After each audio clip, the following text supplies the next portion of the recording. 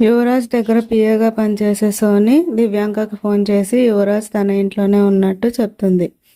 ఏం చేయబోతున్నావు అని అడిగితే నిషికాకి బుద్ధి వచ్చేలాగా చేస్తానని, తన పరువు తీయబోతున్నానని చెప్తూ ఉంటుంది. మరోవైపు నిషిక యువరాజ్ రాలేదని టెన్షన్ పడుతూ తను ఇంతకుముందు ఆఫీస్లో కలిసిన అబ్బాయికి ఫోన్ చేస్తుంది ఏం జరుగుతుందని. యువరాజ్ సోని వాళ్ళ ఇంటికి వెళ్ళాడని చెప్తాడు.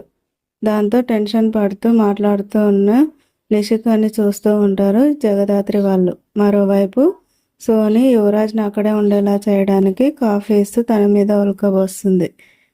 మరోవైపు నిషిక టెన్షన్ పడుతూ ఇదంతా ఏదో కావాలనే జరుగుతుందని కోపంగా అరుస్తూ వెళ్తూ ఉంటే జగదాత్రి నిషికాని ఆపడానికి ట్రై చేస్తుంది. కానీ నిషిక జగదాత్రిపై అరిచి సోని వాళ్ళ ఇంటికి వెళ్తుంది పరుగులు పెడుతూ. అప్పటికే సోని యువరాజ్తో రొమాంటిక్ సీన్స్ క్రియేట్ చేస్తూ ఉంటుంది.